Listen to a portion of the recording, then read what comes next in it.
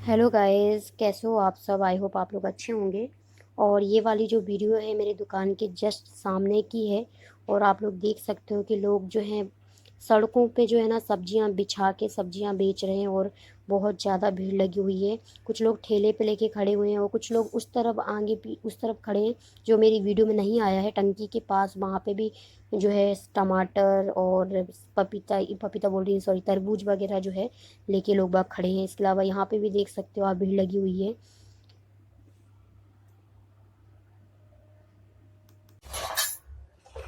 Hello hello guys, कैसे हो आप सब। आई होप आप लोग अच्छे होंगे। और आज शुक्रवार था, मेरा व्रत था, पूजा हो चुकी है। और अभी जो है मैं डिनर की तैयारी करने वाली थी। मैंने सोचा था मैं डिनर बना लूँ। तो मैंने सोचा कि सब्जी जो है वो सब्जी ले लेते हैं। तो मैंने बाहर जाके देखा तो वहाँ तो इतनी भीड़ लगी हुई है, इतनी भीड़ लगी हुई है कि मैंने सोचा भैया रहने दो, इससे अच्छा तो मैं वही दाल चावल ही खा लूँगी।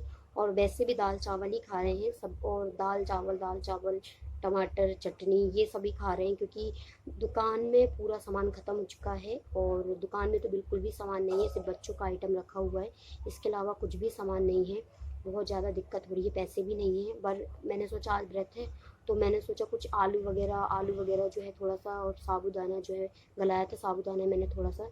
तो वो साबूदाना भी पता है मैंने अपने ससुराल से लिया है, मेरे घर पे नहीं था, मैंने अपने सास के यहाँ से मंगवाया था। तो मैंने पता है क्या करा है कि मैंने सोचा आलू ले आते हैं और हरी मिर्च ले आते हैं। और उसको अब साबूदाना में आलू और हरी मिर्च तो लगता है ना। तो मैंने सोचा वो मंगा लेती हूँ, 5-5 रुपए की 10-10 रुपए की मंगा लेती हूँ। पर वो सब्जी की जगह पे बहुत ज़्यादा भीड़ लगी हुई थी तो मैंने नहीं भेजा। और मैं अब नहीं बना ले नहीं, मतलब सिर्फ साबूदाना ऐसे ही बना रही हूँ, उसमें आलू वगैरह धनिया मिर्च कुछ नहीं डालूंगी मैं।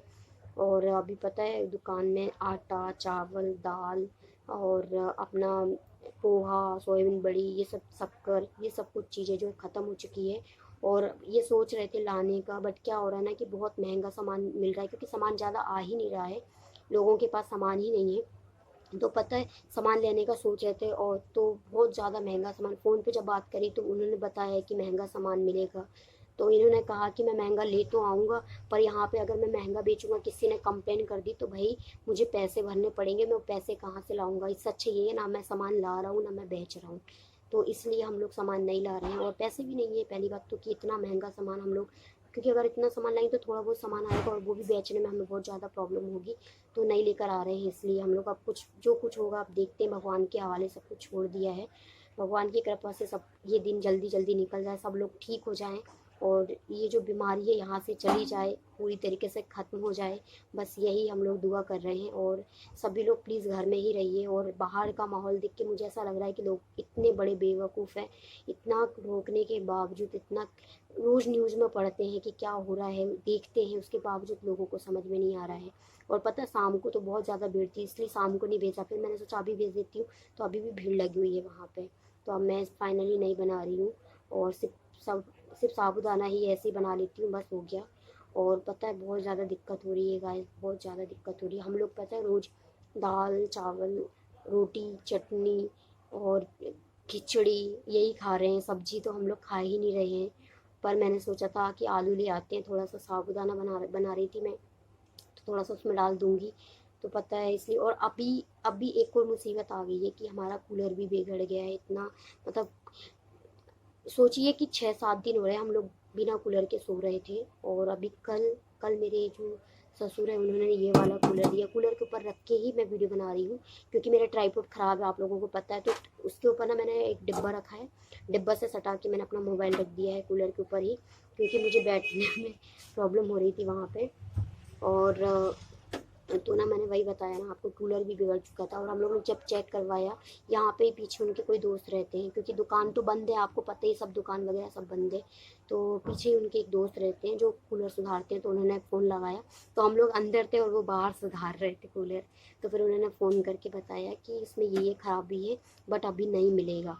तो पता हम लोग टेंशन में आ गए कि क्या होगा, क्योंकि हम लोगों का तो ठीक है बट किट्टू सो ही नहीं पाती है। पता है मैंने आपको बताया था एक वीडियो में, आपको बता चुकी हूँ कि किट्टू जो है रात को बहुत ज़्यादा परेशान कर रही है क्योंकि उसको गर्मी लगती है।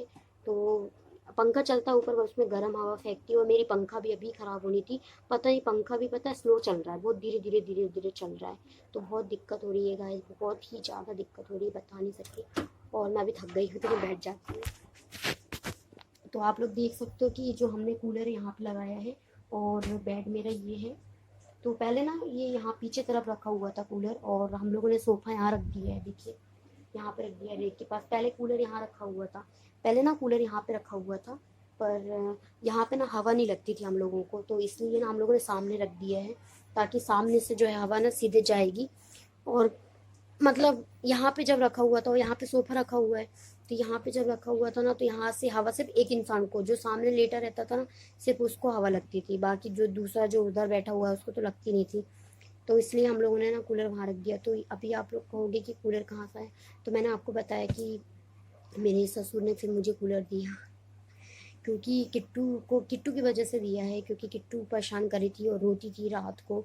तो हम लोग लेके घूमते थे ना रात को घर पे, आवाज़ तो चली जाती है ना, घर के बगल में ही वो भी रहते हैं, तो एक ही घर है, तो आवाज़ चली जाती है। तो उन्होंने सुना कि भाई ये परेशान कर रही है बहुत ज़्यादा रात को, तो फिर हमें कूलर दिया। फिर कल रात को किट्टू बहुत अच्छे से सोई है, कल रात को बिल्कुल भी नहीं उठी, बिल्कुल भी परेशान नहीं किया उसने हमें, पता है।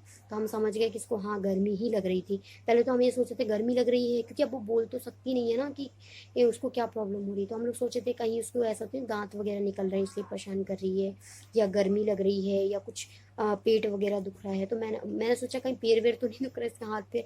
तो मैं आधी रात को उसके पैर मलने बैठ जाती थी, तो 3-4 दिन तक तो मैं इसके पैर मलती थी, सर पे तेल लगाती थी बाद में। लेकिन फिर जब वो कल अच्छे से सोई ना, तब मुझे पता चला कि हाँ इसको गर्मी ही लग रही थी, इसको कोई और प्रॉब्लम नहीं थी, इसको गर्मी ही लग रही थी। तो फाइनली ये जो है कूलर हमें दे दिया उन्होंने, बट वो गर्मी में सो रहे हैं तो हमें बहुत बुरा लग रहा है, क्योंकि हमारा कूलर अगर सही होता है ना तो हम लोगों को लेना नहीं पड़ता और सभी लोग आराम से रहते, क्योंकि अब वो उनको भी गर्मी लगती होगी ना भाई। अब वो भी छोटा पंखा है उस पर ही सोएंगे वो भी, पर उन्होंने किट्टू की वजह से दे दिया कि भाई हम ठीक है हम सो जाएंगे, पर किट्टू को अच्छे से सोना चाहिए, क्योंकि वो रात को रोती है ना तो अच्छा नहीं लगता। कोई भी नहीं रोते देख सकता उसको, कोई भी नहीं देख सकता रोते। तो वही एक साथ सारी मुसीबत आ गई, दुकान में सामान ख़त्म हो चुका है, कूलर बिगड़ गया है, पैसे हैं नहीं है, और ऊपर से मेरा जो घर पे मैंने थोड़ा बहुत बचा के रखा था, दुकान से ही निकाल के रख लिया था हम लोगों ने, सामान अंदर रख लिया था। पहले मैं क्या करती थी आपको मैंने वीडियो में पहले बता चुकी हूँ कि मैं दुकान से ही चावल निकाल के लेकर आती थी, दाल निकाल कर ही कर आती थी। लेकिन अब मैंने पता है डिब्बे में ना पहले ही ला के रख लिया था यहाँ पे, कि कहीं भैया बीच बीच चल जाएगा, और यही हुआ कि सब सामान दुकान का ख़त्म हो चुका। वो तो अच्छा हुआ मैंने यहाँ पे ला के रख लिया था, तो सामान रखा हुआ है, है आटा दाल चावल तो है, बट पैसे नहीं हैं, और इसके अलावा और कोई भी चीज़ नहीं है, दुकान में सब कुछ ख़त्म हो चुका है। और ये भी पता नहीं कितने दिन चलेगा। हम लोग पता है दाल ना पानी वाला दाल पी रहे हैं, दाल इतना सब डालती हूँ उसमें पानी मिक्स कर देती हूँ, ऐसा करती हूँ दाल बना रही हूँ। और हमारे यहाँ फ्रिज भी नहीं है, दूध भी ख़राब हो रहा है, किट्टू का दूध भी क्योंकि आता है, तो हम लोग रात को उबालते हैं ना दूध, क्योंकि 2 टाइम दूध उबालते हैं हम लोग।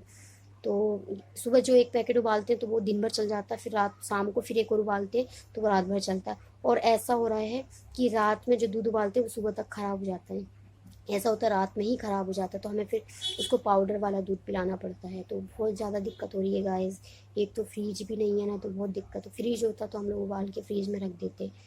तो गरीबी इसे कहते हैं, गरीबी। पैसे हैं नहीं है, राशन है नहीं है, एक तो बच्ची भी ऊपर का दूध पीती है, मेरा दूध उससे मिलता नहीं है, तो बहुत ज़्यादा बुरा लगता है ऐसे हालत में। और उसके बावजूद मैं हंस रही हूँ, क्योंकि मुझे बहुत सारे लोगों ने कहा था कि मैं रोती रहती हूँ वीडियो में, हमेशा रोती रहती हूँ रोती रहती हूँ। तो इसलिए पता मैंने रोना छोड़ दिया वीडियो में, और मैं कोशिश करती हूँ कि मैं हंस के आप लोगों से बातें करूँ, पर मैं नहीं कर पाती हूँ यार। इतनी प्रॉब्लम होने के बाद इंसान कैसे हंस सकता है। और पता है इसलिए मैं इतने दिनों से, पता 2-3-4 दिन हो गए 3-4 दिन से ज़्यादा ही हो गए मुझे लगता है, मैंने वीडियो अपलोड नहीं करी। मैं सिर्फ लाइव ही आ रही थी, क्योंकि कुछ है ही नहीं बताने की। अब दाल चावल बनाई तो उसकी रेसिपी कितनी बार मैं आप लोगों को बताऊँ, चटनी बना रही हूँ उसकी रेसिपी बताऊँ, खिचड़ी बना रही हूँ उसकी रेसिपी बताऊँ। तो इसलिए ये चीज़ें तो ऑलरेडी मैं आपको बता भी चुकी हूँ। इसके अलावा कुछ बन ही नहीं रहा है घर में, कुछ है ही नहीं तो क्या बनाएंगे भाई, यही बना रहे हैं, पर जान से बढ़ के तो नहीं है ना, इसलिए अभी तो एडजस्ट कर लेते। वही कह रहे हैं ना कि जल्द से जल्दी बीमारी जो है चली जाए यहाँ से, तो कम से कम इंसान अच्छे से रह ले। क्योंकि जो अब दुकान है ना, और ऊपर से जो दिन भर मजदूरी करता है, शाम को पैसे के मतलब जो पर डे जिनको पैसे मिलते हैं वो उसके हिसाब से रहता है। फिर हमारा भी दुकान है, हम भी दुकान के उससे चल रहे हैं, क्योंकि जो जॉब होती है जिनकी, उनको ये रहता है भाई आज नहीं कल तो भाई जॉब पे जाएंगे, और सैलरी मिल ही जाएगी, सैलरी तो कटेगी नहीं। लेकिन हम लोगों का क्या है भाई, दुकान चलेगा तो पैसे आएंगे घर में, और पैसे ख़त्म हो चुके हैं दुकान में, सामान भी ख़त्म हो चुका है। तो अब ये लग रहा है कि भाई लॉकडाउन हट भी जाएगा तो पैसे ही नहीं है तो सामान कैसे लाएंगे। तो बहुत दिक्कत हो रही है। ऊपर से मेरा राशन कार्ड, आपको मालूम है कि शादी के बाद जब मैं अलग हुई थी तब मैंने राशन कार्ड के लिए अप्लाई किया था, तो राशन कार्ड तो बन के आ चुका था हम लोगों का, लेकिन वो अभी तक ना वेरीफाई नहीं हुआ है। तो हम लोगों को पता है राशन भी नहीं मिला। लोगों को 3-3 महीने का राशन मिला, लेकिन हम लोगों को नहीं मिला है, क्योंकि मेरा जो राशन कार्ड है वो वेरीफाई नहीं हुआ हो पाया है।